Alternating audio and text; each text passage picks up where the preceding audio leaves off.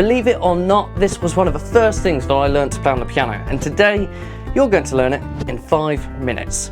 Right, so every single note of this is going to be in the left hand, but I promise you, it's only going to take a little bit of time for you to memorize it, and suddenly you'll be like, oh my God, what can my hand do? This is awesome. So let's get to it. There are four different parts to this particular piece, and the first part sounds like this.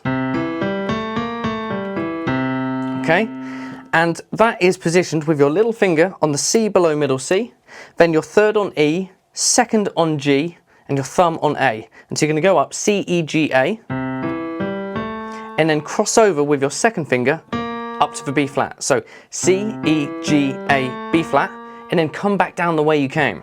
So here we go, up and down to land on that C again. I'll do that once more. C, E, G, A, B flat with the second finger over the top, and back down again to your little finger on C, and you play that twice.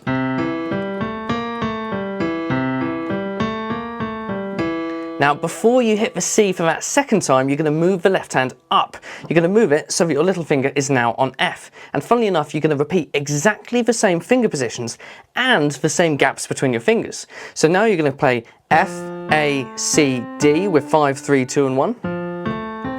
Cross over with your second finger to the E flat and back down again. So here we go, F, A, C, D, E flat and down, using the same fingers every time. Okay, so you start with the C, and we play this section, and that goes twice. Now we jump up to the F, and we do that. But before we play the F again, like you'd imagine we would do if it was a repeating pattern, we actually jump back to that first pattern we learned at the start, and play that once.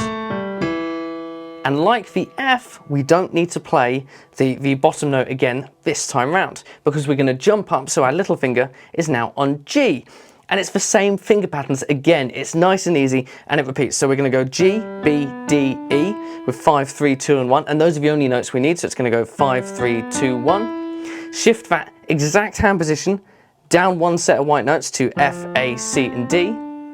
And then we go back to C to finish it up. So we start with the C twice. Here we go.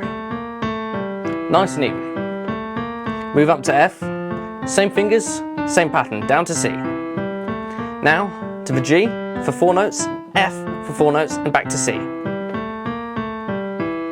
And then you can end on the C to finish it. So how did you get on? Let me know in the comments below.